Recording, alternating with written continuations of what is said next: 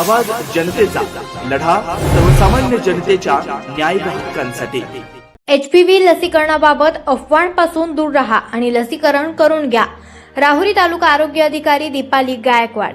HPV लसीकरणाबाबत social मीडियावर आणि इतर माध्यमांतून अफवा पसरवल्या जात असल्याच्या पार्श्वभूमीवर राहुरी तालुका आरोग्य अधिकारी दीपाली गायकवाड यांनी नागरिकांना सावध राहण्याचं आवाहन केलं आहे। 14 ते 15 वयोगटातील मुलींनी ही लस आवर्जून घ्यावी आणि कोणत्याही अफवांना बळी पडू नये असं त्यांनी स्पष्टपणे सांगितलंय। शासनाकडून या लसीकरण मोहिमेची अंमलबजावणी 8 मार्च पासून सुरू करण्यात आली असून ही लस सुरक्षित असल्याचंही त्यांनी सांगितलंय। मी स्वतः ही लस घेतलेली असल्याचा उल्लेख करत मुलींच्या आरोग्यासाठी HPV लसीकरण अत्यंत महत्त्वाचं असल्याचं गायकवाड यांनी माध्यमांशी बोलताना नमूद केलंय।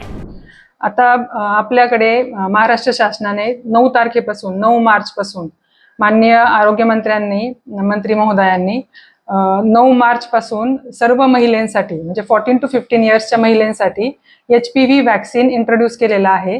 तर ह्या लसीबद्दल मी आधी थोडं सांगते की ही लस 14 years completed 15 years not completed या लाभार्थ्यांना द्यायची आहे, फक्त मुलींनाच द्यायची आहे। तर या लसीमध्ये गार्डासिल 4 ही वॅक्सीन आहे। गार्डासिल 4 ही 2009 पासून यूज केली जाते, ती भारतात पण यूज केली जाते 2009 पासून, बट ती प्रायव्हेट सेक्टरमध्ये यूज केली जात होती। आणि 14 to 15 इयर्स मध्ये ती फक्त एकच single dose is sufficient for 90% of efficacy आणि 15 इयर्सच्या पुढे जर घ्यायची असेल तर आपल्याला 3 डोसेस घ्यावे लागतात। तर गार्डासिल 4 मध्ये कुठले कुठले सबटाइप्स आहेत व्हायरसचे? HPV is human papilloma virus. आता व्हायरसमध्ये 4 टाइप्स 6, 11, 16 आणि 18। 16 आणि 18 व्हायरसेस जे कॉज करतात 83% of total cervical cancers cause करतात।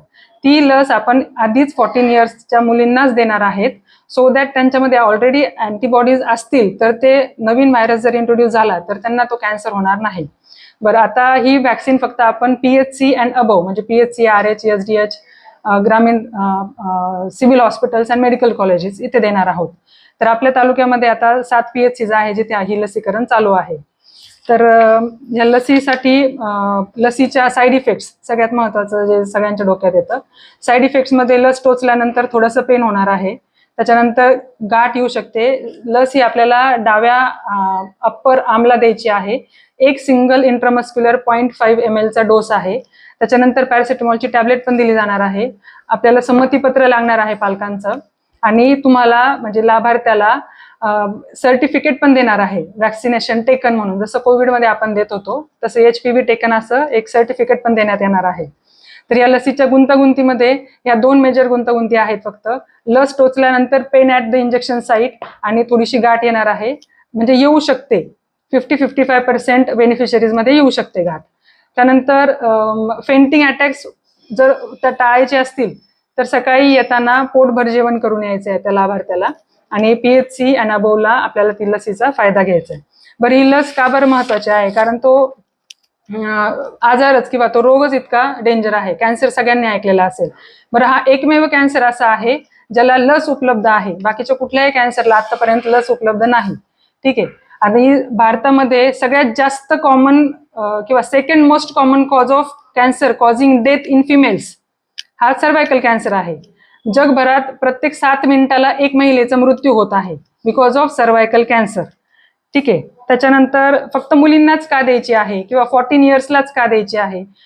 तसं according to research 9 to 14 years is appropriate age, but 9 वर्षाची मुलगी पुढे 14 वर्षाची होणार आहे, बट 14 वर्षाची 15ची झाल्यानंतर आपल्याला तिला 3 डोस द्यायचे आहेत अकॉर्डिंग टू स्टडीज। मग आता 14 वर्ष आपण जर पकडलं तर त्या मुलींना एकतर त्यांचं एज ग्रुप पण एक सिंगल डोस इज सफिशियंट 90% इफेक्टिव्हिटी देते ती वॅक्सिन, आणि 15च्या पुढे सो दॅट आपलं ते बर्डन पण वाढेल नंतर। आणि 14 नंतर ग्रामीण भागामध्ये म्हणजे बालविवाह पण होतात, त्याच्यामुळे आपल्याला 14 इयर्सच द्यायची आहे। त्याच्यानंतर फक्त मुलीच का? तर मुलींमध्येच कॉझिंग म्हणजे व्हायरस कॉझिंग कॅन्सर आणि डेथ हे जास्त आहे ॲज कम्पेअर्ड टू मेल्स। आता रिस्क बेनिफिट रेशो जर बघितला आपण म्हणजे वॅक्सिन घेतल्यानंतर मला बेनिफिट काय आणि रिस्क काय?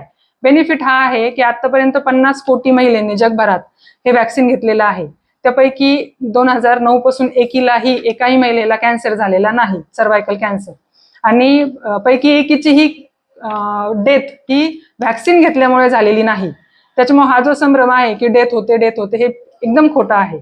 ठीक आहे. त्याच्यानंतर सगळ्यात मोठं मिथ आहे की मुलं बाळ होत नाही किंवा पाळी डिस्टर्ब होते. तर मी स्वतः वॅक्सिन घेतलेलं आहे at the age of 25 years आणि मी 3 डोसेस घेतलेले आहे. एक डोस मला 3,500 पडला होता तेव्हा, मी जेव्हा 25 वर्षाचे होते तेव्हा. त्याच्यामुळे हे आपल्याला वॅक्सिन 14 वर्षालाच घ्यायचं आहे आणि मुलींनाच घ्यायचं आहे फक्त. काय आवाहन करतात लोकांमध्ये? मी आता असं आवाहन करते की आपल्या माध्यमातून की आपण जे मिथ्स बघतोय किंवा जे गैरसमज आपल्यामध्ये सोशल मीडियाद्वारे आलेले आहेत की डेथ होते, मुलं होत नाही, पाळी डिस्टर्ब होते किंवा अजून काही असतील, ते त्या सगळ्यांना बळी न पडता आपल्या महाराष्ट्र शासनाने जो एक कॅम्पेन हाती घेतलेला आहे तो सक्सेसफुल करण्यासाठी आपण सगळ्यांनी ही लस घ्या. आता जी व्यक्ती सोशल मीडियावर बोलती आहे त्यांना वॅक्सिनचा व्ही पण माहिती नाहीये आणि ही वॅक्सिन आफ्टर 10-15 इयर्स ऑफ रिसर्चच मार्केटमध्ये येते कुठलीही वॅक्सिन. त्याच्यामुळे सायन्सवर आणि डॉक्टरांवर विश्वास ठेवा. आपल्या नजीकच्या प्रायव्हेट डॉक्टर्सला विचारा एकदा लस घ्यायची की नाही, ते पण निश्चितपणे सांगतील की ही लस घेतली पाहिजे. आणि याच्या पुढे जाऊन सांगते, सगळ्यांकडे अँड्रॉइड फोन्स आहेत, तर तुम्ही गुगल करा किंवा ChatGPT वर विचारा HPV वॅक्सिन बद्दल, तर तिथे पण तुम्हाला पॉझिटिव्ह भेटणार आहे. तर हे मिथ्सला किंवा ह्या फेक व्हिडिओजला तुम्ही बळी न पडता सगळ्यांनी जास्तीत जास्त लसीकरण, त्या एज ग्रुपनी 100% लसीकरण करून घ्या. थँक्यू.